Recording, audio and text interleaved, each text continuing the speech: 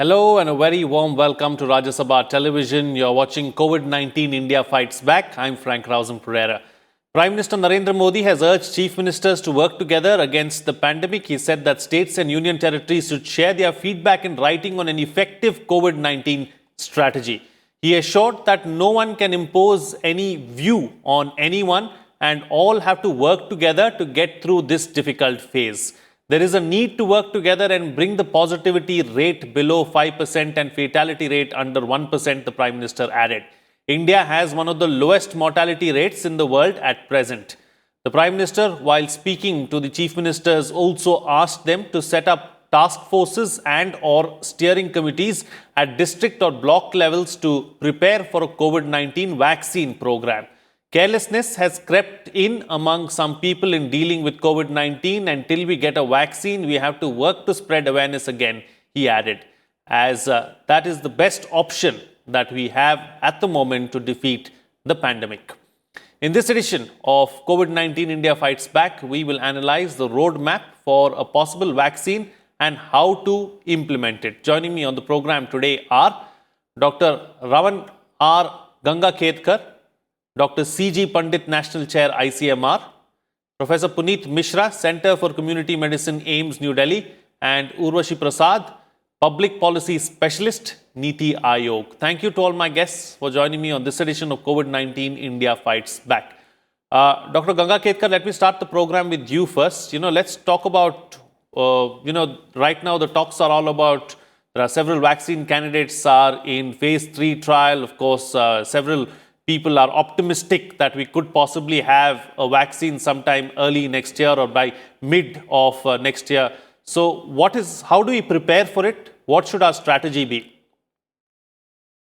There are two. You need to have two-pronged strategy. The first is to prepare the government infrastructure to deliver these vaccines. And when we mean deliver these vaccines, we must also remember that we may have to make a choice, and that choice is not going to be as easy as one would think about. And the second issue, which is also equally important perhaps, is we may have to begin to do community preparedness to receive these vaccines, because neither should people have unusually high expectations from vaccines in terms of its necessity to be given to an individual, nor do we want any kind of vaccine hesitancy which could become an important issue. And to my mind, that vaccine hesitancy issue will become important, because vaccine hesitancy is most often seen first in the developed world, and since these vaccines are likely to be rolled out first in Western world, you will find that it will start creeping in, because the communication also reaches even other countries as rapidly in today's era. Absolutely. These are some things that we need to keep in mind and something that we need to focus on. Urvashi Prasad, let's talk about the role of the center and how important is it for the center to take forward this kind of a plan. We'll talk about, the states as well and how there needs to be, immense coordination between both the center and the states if you have to successfully implement or roll out this kind of a plan. Yes. So I think the center is, of course, working on the different aspects of it. I think when it comes to the vaccine, of course, we will have to look at prioritization. That is something the center has spoken about, and the Prime Minister also re-emphasized today in terms of first prioritizing the most vulnerable, the most high-risk groups. So that is something that obviously has been worked on, and we continue to work with states on that who are these people, whether it's the frontline workers, the healthcare workers, and then progressively move on to other high-risk groups. The other is shoring up the supplies, and then that is again an aspect where the center is working closely with states in terms of getting all the supplies that will be needed to support this vaccine delivery and distribution in place. The digital infrastructure is being put in place now, because we will have to track where the vaccine is in the system, who is getting it, how many doses are they getting, because it requires multiple things which become clear to us. And of course also the awareness, and I think that is something that as was rightly emphasized, that we will need to get the community ready for this. For a lot of vaccines which have been available for a long time, people still have apprehensions. This will be a completely new vaccine. So, there might be certain side effects that we might not see. Okay. All right. Let me take the points that you're making forward with the other panelists now as well. Professor Puneet Mishra, since we're talking about a roadmap now, what is the kind of a roadmap that we need to see, say, for instance, in the next 3 months, next 6 months, and then next 1 year as we prepare for a rollout, a possible rollout, of course? India, if you see, it's a huge population. We are 1.3 billion, and we require a clear roadmap so that we can give vaccine effectively to those who really require it in different phases. As since long, government is talking about giving vaccine to those who require it most. That is the health care workers, frontline workers, and then people who with the comorbid conditions and elderly. So definitely, we have to prioritize vaccine as and when it comes. Number one. Number two, in the terms of distribution, because that is a huge challenge for the country. But the good thing is that we are having a good network for immunization, because we immunize all our children and our immunization rate is very good. So that kind of system does exist even at the remote areas, in the villages, rural areas, and everywhere. And we can make use of that. The third thing is our government is very much committed for it. And as has been seen from time to time from different statements, that government is taking no chance in preparing in in a mode where it can reach up to the last person possible, even the remotest area. And earlier it has been said that they will prepare in the line of the way they conduct the elections for the assembly and Lok Sabha. So I think the distribution is important, then the prioritization is important, and how soon we can do in the timely manner after the vaccine is available, and also the kind of vaccine which is available, because there are many vaccines which are showing a kind of some promise in terms of immunogenicity and in terms of availability. So that is an important consideration. And one of the vaccine which was given the result last week, about 94% efficacy from Pfizer, that require very low temperature, minus 70 degree. So there are challenges as well. For certain vaccines we require temperature as low as minus 70, but for other vaccines they can be stored for a required time period in just a normal refrigerator. So these are the challenges, and I think as and when time comes, we would be able to implement things in the right direction. Absolutely. All right. So, Dr. Ganga Ketkar, coming back to you now, and since we are here and we are talking about these vaccine candidates, there are at least 4 or 5 very positive results that we've seen over the last couple of weeks. We have the BioNTech vaccine candidate, of course. We have the Pfizer one, like the professor just spoke about. We have AstraZeneca. The news that came out yesterday seemed to be very positive. There's suddenly, an upbeat atmosphere as far as that vaccine candidate is concerned.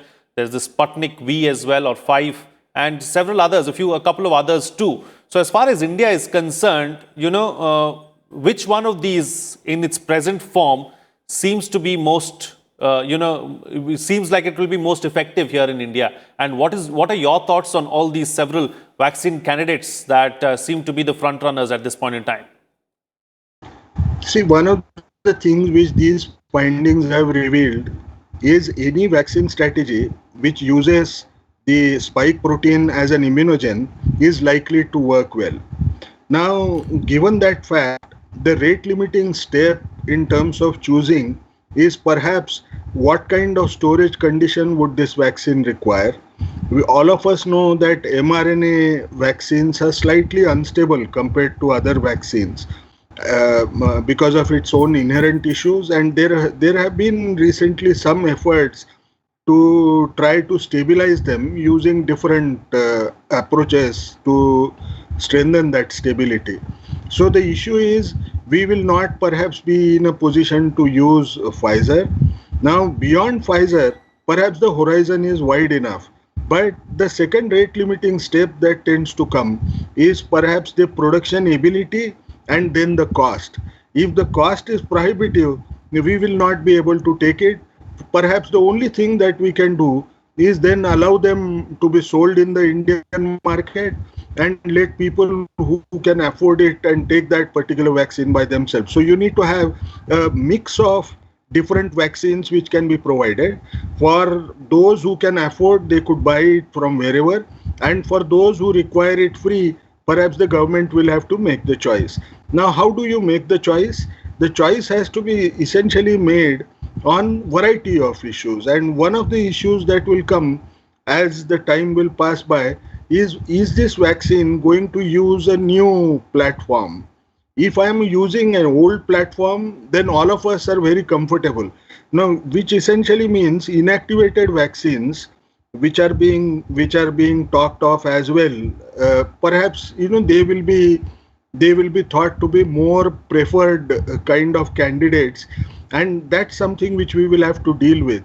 When it comes to the AstraZeneca vaccines, I don't see much of a problem, but there is one thing which I would say: to make a choice between vaccine is currently very difficult to do, because majority of them have only spoken about their findings in public, in the news itself. Now, unless you see the papers, it's really difficult to judge which of them is likely to be good at this point in time. The second issue that will come is also about transportation and the severity of the outbreak that the region had faced.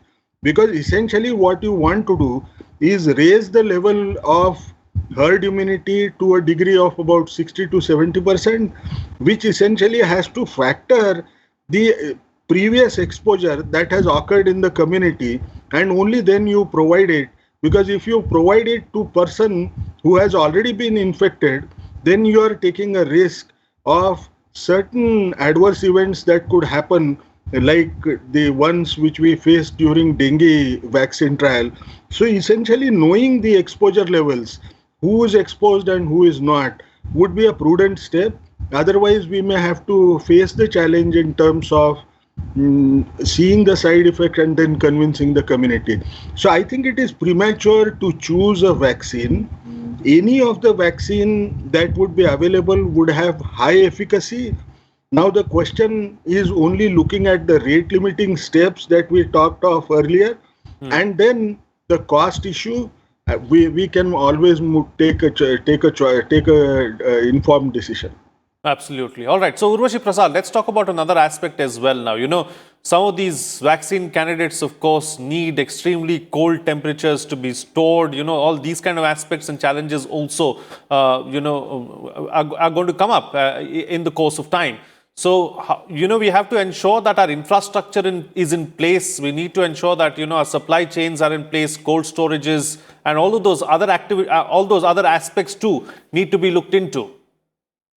Absolutely. And that's where, the preparations are on between the center and the states. But of course, ultimately, it will depend a lot on the vaccine we go with. And I think it's important for people to understand, because a lot of these efficacy numbers are being put out of 80%, 90%. Of course, we have to wait for the actual data and actual study results.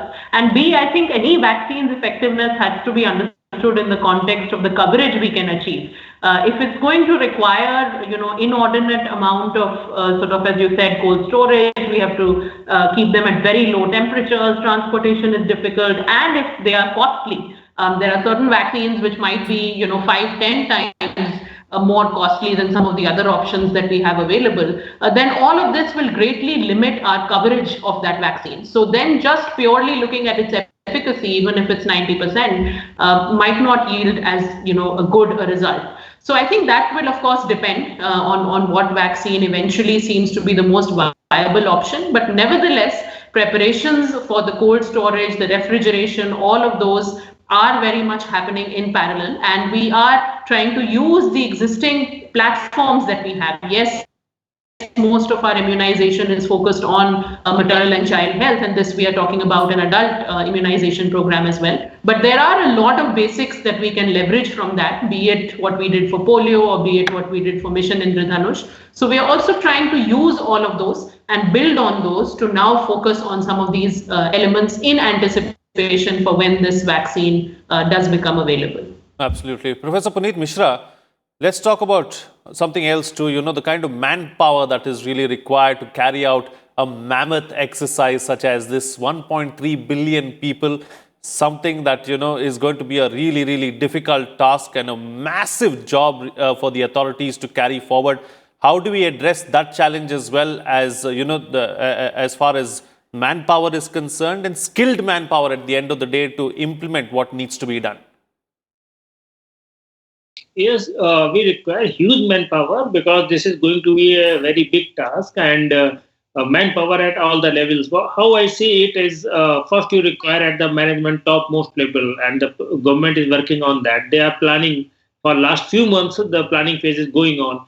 And then comes, if we talk about the people who are involved into basically logistics and transportation of vaccine, how to make it available to the, to the point of delivery. That is another task, and there you require a lot of people. And the important thing is how to maintain the cold chain during transportation. So that is also a big task.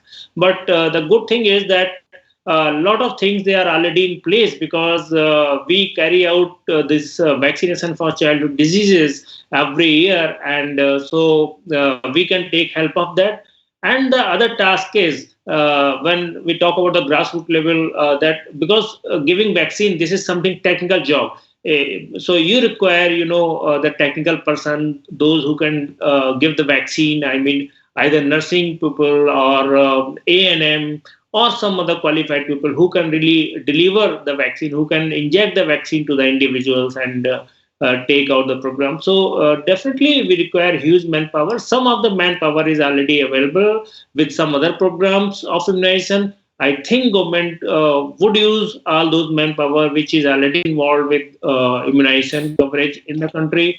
Since here we are going to give vaccine in really quick time to maximum population, so we definitely would require extra manpower, which government is working on taking help of private sectors as well and pulling out manpower from some other programs so that they can be utilized at this time of need for giving vaccination to our population. So both government sector, private sector, and public sector, all these sectors would be required to to augment the effect of government in providing the vaccination. And I think that way, although it's a huge challenge, but I think we would be able to achieve it. All right. Dr. Ganga Ketkar, since we are here, and since we are talking about manpower, we require the skilled manpower at the end of the day to administer these vaccines as well. That is one.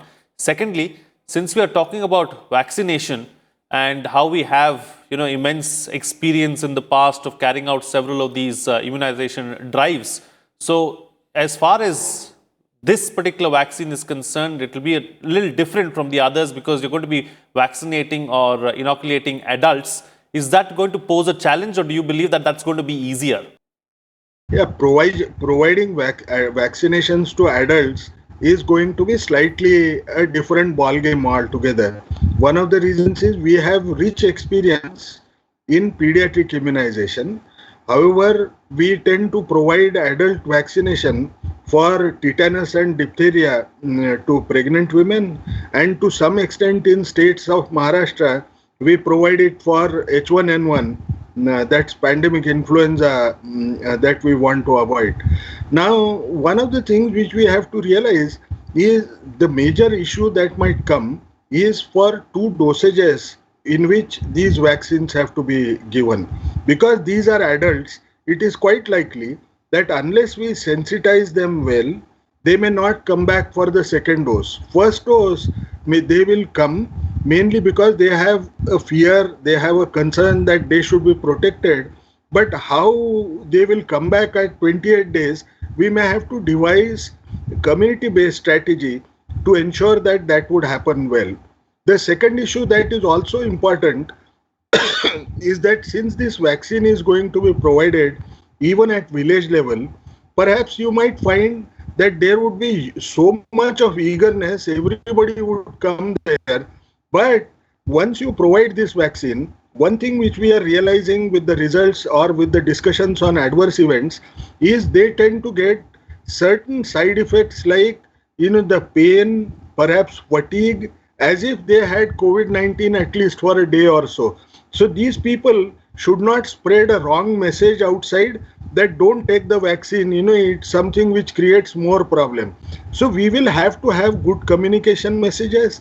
We should be in a position to channelize our manpower. I don't see much of an issue with manpower, but I think effective communication strategy, effective public-private partnership, and we should be there in terms of delivering it quickly, because we deliver the largest numbers in the world when it comes to vaccinations, different vaccinations that we provide, and the staff is very much tuned to it. It's just a question of having good communication skills and trying to ensure that they will be able to handle all the small adverse events that occur, which can lead to difficulties in vaccine coverage. Absolutely. Urvashi Prasad, what's the best way forward? Yeah, I think, all the preparations that we're doing for the distribution, I think that is something that is going on. But as has been emphasized, a few points will be really important for us. One is the community engagement, given that this will be a new entity. So it becomes even more important. The other is the partnership with the private sector. And of course, there's been outreach efforts from the government at the highest levels to engage the private sector and see how we can leverage some of their expertise. And finally, I would say it would have to be, a case of careful micro planning. We will have to bring it right down to our district levels. We're a very large country, so we can't sit in Delhi and obviously do all the planning. So eventually, it will really have to be brought down to the district level, and we will have to do my planning there to flesh out all the details. But the preparation is very much ongoing, and as soon as we have a candidate which seems viable, it will be good to go forward. Okay. And Professor Mishra, close the show for us with your concluding remarks. My say here to the general public is that till the time the vaccine comes, continue taking the precautions which are really important in the terms of universal mask use, social distancing, and hand hygiene. The vaccine will hopefully will come in very near future, and our government is taking all the steps which are necessary to make this available to each and every one of us. And till that time, continue taking precautions, because still we are struggling with the threat of COVID for our population. Okay. On that note then, I'll call it a wrap on this edition of COVID-19 India Fights Back. Thank you to all my guests for joining me on the program and putting things into perspective for us. Like already mentioned by Puneet Mishra, Rajya Sabha TV2 would like to make an appeal to all our viewers to stay safe from the pandemic. Remember, to defeat coronavirus, all we need to do is wear a mask, wash hands regularly, and ensure that we maintain physical distancing of at least 6 feet while we step outside. Together we can fight the pandemic. Just follow these steps and we should be safe, at least for the time being, because till we find a vaccine, this is the only way. That's it from me. See you again next time.